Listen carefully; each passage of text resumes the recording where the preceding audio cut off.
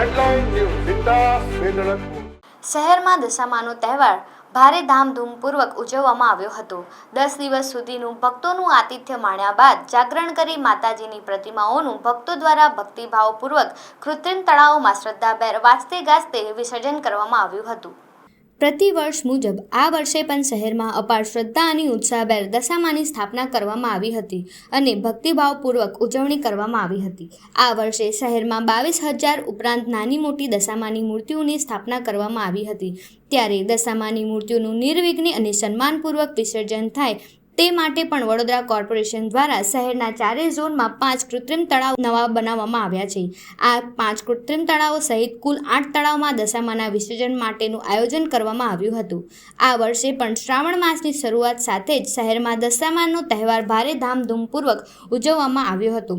કેટલાક લોકોએ માતાજીની માટીની પ્રતિમાઓનું ઘર આંગણે જ વિસર્જન કર્યું હતું, પરંતુ અન્ય લોકો માટે વિસર્જન માટેની વ્યવસ્થા પાલિકા તંત્રએ કરી હતી। 10 દિવસનું આતિથ્ય માણ્યા બાદ ભક્તોએ વાજતે ગાજતે માતાજીની પ્રતિમાનું વિસર્જન કર્યું હતું। જાગરણ કર્યા બાદ રાત્રિના 12 વાગ્યા પછી ભક્તો દ્વારા માતાજીની શ્રદ્ધાભેર વિસર્જન સવારી યોજી હતી। શહેરના કૃત્રિમ તળાવોમાં વહેલી સવાર સુધી માતાજીની પ્રતિમાઓનું વિસર્જન ભક્તો દ્વારા કરવામાં આવ્યું હતું। આપ જોઈ શકો કે આજે મા દશામાનો 10મો દિવસ છે અને મૂર્તિ વિસર્જન આપણે હરણી લેક ખાતે કરવામાં આવે છે।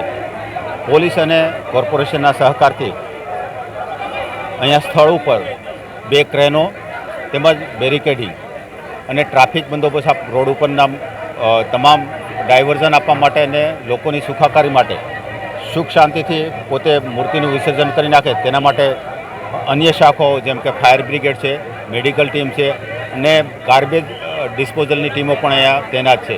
અમે પોલીસ દ્વારા આઈડેન્ટિફાઈ કરેલા 25 થી 30 તરૈયાઓ પણ યોગ્ય રીતે ટેબલ આગળ ઉપર જ્યારે લોકો પોતાની મૂર્તિ છે દશામાની તે મૂકે છે તે ઉઠાવી અને તે તળાવમાં વ્યવસ્થિત રીતે તેનું વિસર્જન કરે છે।